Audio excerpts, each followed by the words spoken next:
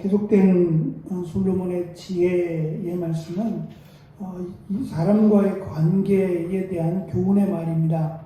특별히 이웃이라고 하는 그들에게 있어서는 어쩌면 가족보다 또는 그 이상의 관계를 가진 이웃에 대한 내용으로 문제는 그 이웃을 어떻게 이해하고 어떻게 대하느냐에 따라서 그가 지혜로운 삶이냐 어리석은 삶이냐라고 하는 것을 강조합니다. 누구에게나 이웃은 있습니다.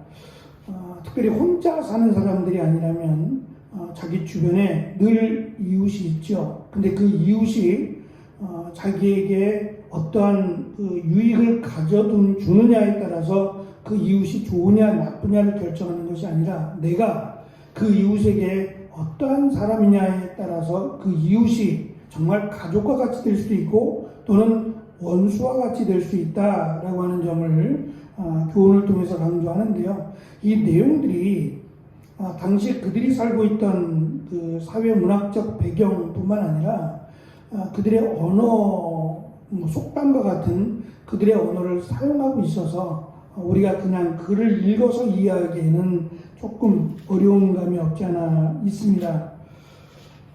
먼저 충성된 자와 신뢰할 수 없는 자의 모습을 대조하며 13절은 시작합니다. 충성된 자는 마치 추수하는 날의 얼음 냉수와 같다라고 하는 표현을 써서 추수 때가 되면 하루 종일 일하게 되죠. 새벽부터 저녁까지 추수에 몰입해서 일을 하게 됩니다.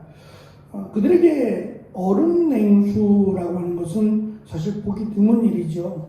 그 더운 날씨에 얼음과 같은 이 얼려놓은 물이 있을 리가 없지요. 그러니까 이 얼음 냉수라고 하는 것은 이스라엘 땅에서 구할 수 있는 게 아니라 사실은 저 위쪽으로 올라가면 헐몬산이라고 하는 그 높은 지역에서 나오는 물입니다. 사시사철 눈 덮인 산으로 알려진 그 헐몬산에서야 볼 수 있는 물입니다. 당시에는 이 눈이라고 하는 것이 우리에게는 그렇게 새롭지 않지만 그들에게 있어서 이 눈은 신비로운 겁니다. 더군다나 그 눈이라고 하는 그 모습이 물로 만들어진 것임에도 불구하고 하얀색의 너무도 아름다운 모습을 갖고 있다 보니까 그것이 마치 신이 우리에게 주는 또 다른 선물인 것처럼 그렇게 여겨왔어요. 그래서 그 물을 떠다가 이스라엘 땅에 왔을 때 그 물이 똑같은 시원함을 유지하기는 어려울 겁니다. 그래서 다양한 방법으로 그 차가운 물을 유지하려고 노력을 했다고 하는데요. 그러다 보니까 이 차갑고 시원한 물은 더욱 귀하죠. 마찬가지로 이 주인에게 있어서 충성된 사람이라고 하는 것은 구하기 힘든 정말 귀한 물을 추수 때에, 그것도 추수 때에 열심히 땀 흘려 일한 뒤에 마시는 그 시원한 물 한 잔과 같다라는 말로 충성된 사람을 구하기도 어렵고 이 충성된 사람을 곁에 두는 것이 얼마나 값지고 소중한 것인지를 당시의 상황을 통해서 설명을 합니다. 반대로 신뢰할 수 없는 사람은 14절에 있는 것처럼 마치 선물을 준다고 말해놓고 그 선물이 유익이 되는 것이 아니라 그냥 실없는 마치 그냥 흘러가는 말처럼 그렇게 속없는 말을 하는 사람을 빗대어서 설명을 합니다. 이스라엘에는 1년에 큰 비가 2번 온다고 했습니다. 이 비로 인한 사실 피해도 있습니다. 곳곳에 물이 고이기도 하고 이것이 흘러 넘쳐서 또는 그 견고한 집이 아닌 경우는 집이 무너지기까지 합니다. 그래서 모래 위에 세운 집 또는 반석 위에 세운 집을 예수님이 말씀하실 때에 실제로 이렇게 큰 비가 2번에 걸쳐서 올 때에 대충 지은 집은 허물어지기도 하고 그것 때문에 어려움을 겪기도 했습니다. 마찬가지로 이 비는 어려움을 주기도 하지만 사실은 그들이 1년 농사에 꼭 필요한 비입니다. 그래서 이 비가 오는 소리가 들리거나 또는 빗방울이 떨어지면 그들은 나가서 마치 기다리던 하나님의 축복과 은혜를 바라듯이 그렇게 나가서 그걸 하늘에서부터 쏟아내리는 비를 맞곤 합니다. 그런데 이 비가 오는 것과 같이 구름이 끼고 또 우르렁거리며 천둥 소리가 치는데 문제는 비 한 방울도 내리지 않고 그런 흉내만 내고 지나쳐버릴 때 얼마나 실망하겠느냐라고 하는 말이죠. 결국에는 주인에게 아픔만, 쓰라린 실망만 안겨주는 실속이 없는 사람, 신뢰할 수 없는 사람을 또한 빗대어서 설명을 합니다. 주인에게 큰 기대를 주기만 하고 정작 주인에게 허무함을 안겨주는 사람, 그를 신뢰 없는 사람으로 소개합니다. 15절은 약간 문맥상 이해하기 좀 어려운데요. 인내하고 부드럽게 말하라 라고 하는 교훈입니다. 이 말은 어떠한 상황에서 지금 이 내용을 설명하고 있는지 이것을 따로 떼어서 봐야 되는지 아니면 앞에 있는 내용과 연결해서 볼 때 이웃과의 관계로 본다면 그 이웃과의 관계에서 그를 부드럽게 또는 천천히 서로 대화함으로 풀어가라는 의미로 볼 수도 있겠고 그냥 이 15절만 따로 떼어 보더라도 완고한 어떠한 그 생각이나 의지도 이 부드러운 말 또는 인내하는 그런 모습을 통해서 꺾을 수 있다라고 하는 것을 교훈하는 듯 보입니다. 16절부터 마지막 절까지는 이제 이웃과의 관계에 대해서 교훈하는데 특별히 16절이 꿀을 언급하면서 시작을 하고 27절도 꿀로 마무리가 됩니다. 이 꿀이라고 하는 것은 지금도 사실은 귀한 거죠. 진짜 꿀은 굉장히 귀한 것 같아요. 구하기도 어렵고 또 그것이 우리에게 주는 유익은 상당히 크다라고 할 수 있을 겁니다. 지금처럼 뭐 다양한 영양 보충제가 있던 시대가 아니다 보니까 이 꿀이 주는 이 단맛뿐만 아니라 꿀이 주는 그 효능이 굉장히 좋았다고 합니다.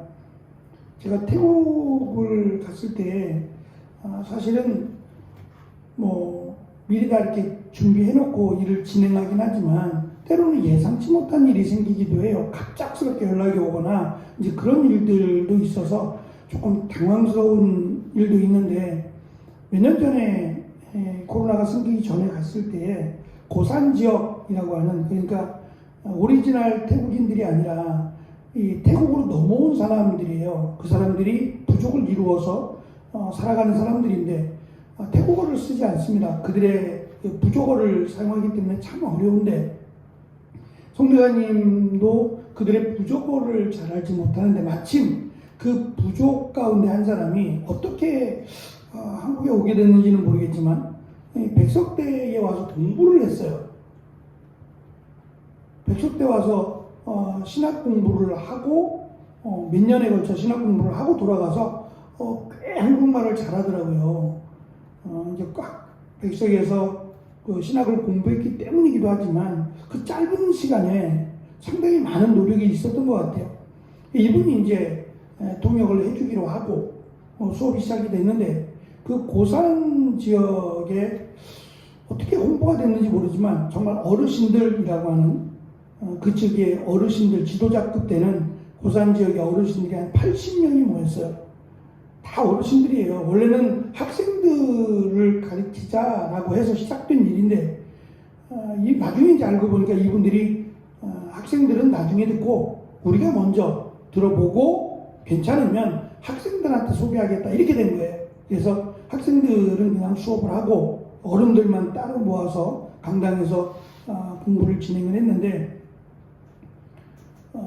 이분들의 특징은 순간순간 이렇게 질문하기도 하지만 질문하기보다는 내가 갖고 있는 생각과 지금 강의하는 이 사람의 생각이 같은가?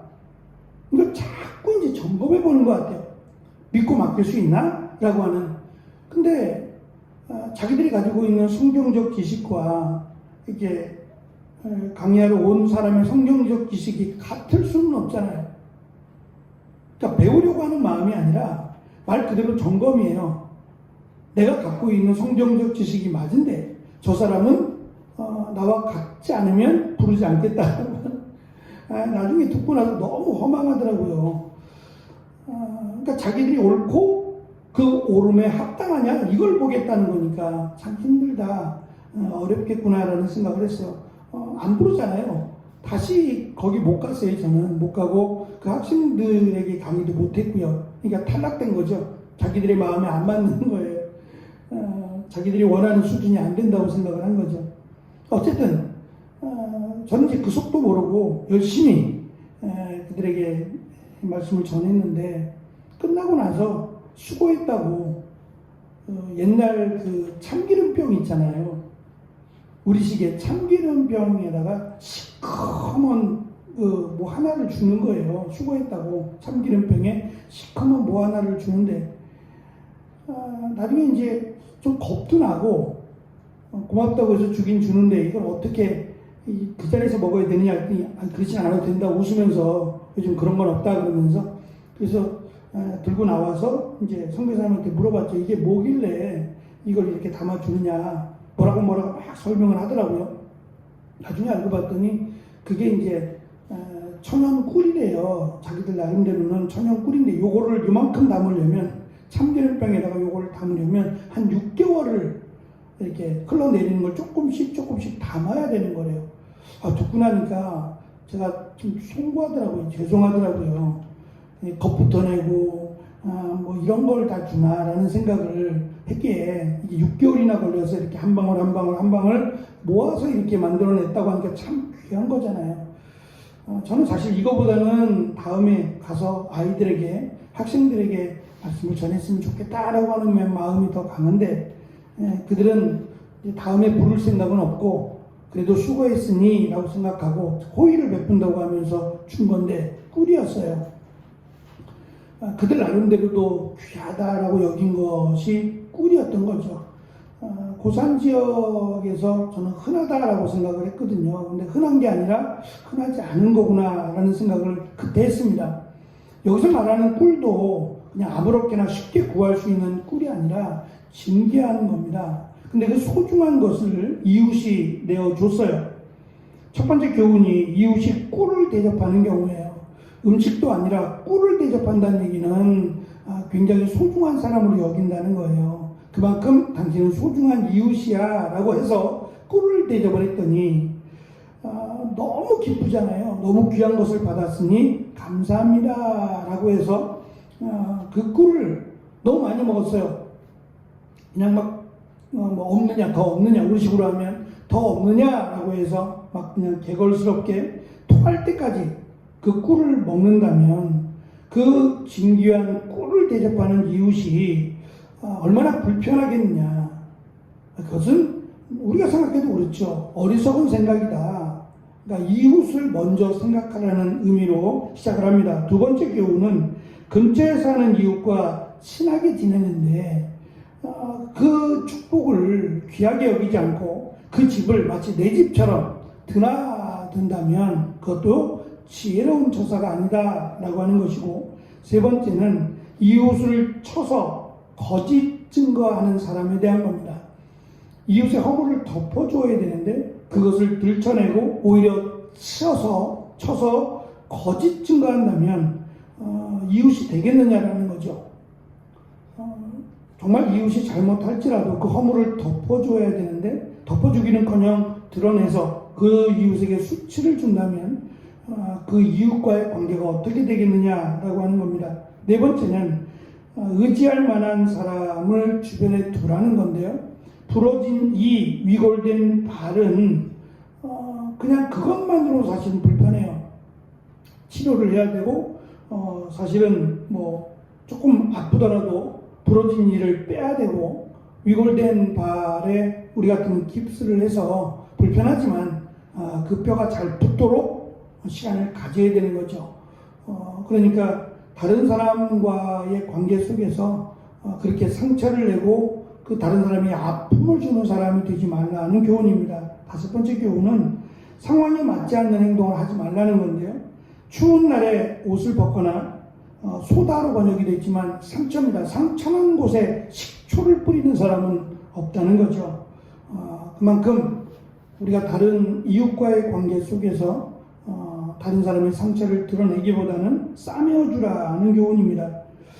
여섯 번째 교훈은 심판에 관한 건데요. 앞에서도 소송을 가능하면 하지 말라고 했던 것처럼 심판은 하나님께서 하실 것이다. 그래서 이웃 원수가 배고파하면 음식을 주고 목말라하면 물을 주라는 겁니다. 예수님께서도 이 말씀을 하셨어요. 선으로 악을 갚으라고요. 일곱 번째 교훈은 좋지 않은 말을 하는 사람들과 가까이 하지 말라는 겁니다. 그 대표적인 예가 참소하는 혀 그리고 다투는 여인을 예를 들어서 설명을 합니다. 여덟 번째 교훈은 악인에게 굴복하지 말라라고 하는 교훈입니다. 쉴 곳을 찾아 헤매는 목마른 여행자가 오염된 물, 오염된 우물을 만난다면 불신과 실망뿐만 아니라 목숨이 위태롭게 될 것입니다. 의인이 악인에게 굴복할 때 그 느껴지는 충격적인 환멸감이 그렇다는 거예요. 목이 말라서 물을 마시려고 갔더니 그 물이 썩었어요. 그럴 때 얼마나 당황스럽고 얼마나 황당하겠느냐 말입니다. 의인이 악인에게 굴복할 때 이제 그러한 마음이 든다는 거죠. 마지막 아홉 번째는 어려운 것을 찾는 것이 영화라고 하는 설명으로 지금 앞에서 설명한 이 내용들이 결코 쉽지만은 않은 겁니다. 이웃을 향한 마음, 이것이 결코 단단하거나 쉬운 내용들이 아닌 굉장히 어려운 내용이 되겠지만 이것을 실천하고 이것을 행하고자 노력하는 자가 자신의 영화뿐만 아니라 하나님께 영광이 된다는 거예요.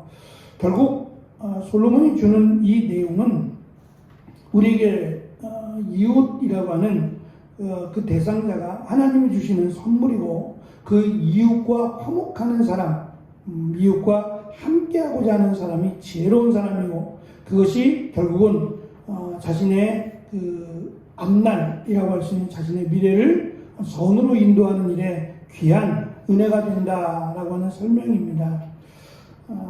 사람과의 관계 속에서 특별히 이 만나면 싸우는 사람이 있고 만나면서 더욱 친해지는 사람이 있습니다.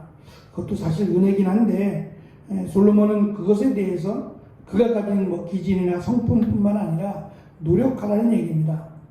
하나님이 주시는 은혜를 기억하고 그 사람과 더욱 친하게 지내기 위해서 악과 타협하라는 건 아닙니다. 하지만 비록 그가 원수와 같은 자라 할지라도 심판은 하나님께서 하실 것이니까 그에게 선을 갚으라는 말로 그래서 악인을 위해서 기도하라는 예수님 말씀처럼 그런 사람이 있으면 굉장히 힘들겠지만 그래도 그를 내가 심판하려고 하지 말고 그를 위해서 기도하고 호의를 베풀 뿐만 아니라 이웃에게 선히 행하는 자 그가 지혜로운 자라고 하는 것을 인간관계를 통한 교훈을 솔로몬은 25장 마지막 부분에서 우리에게 권면합니다. 우리에게 맡겨주신 일뿐만 아니라 살아가면서 만나게 되는 사람들 속에서 화목을 이루어가는 복된 오늘이 되시기를 축원합니다. 기도하겠습니다.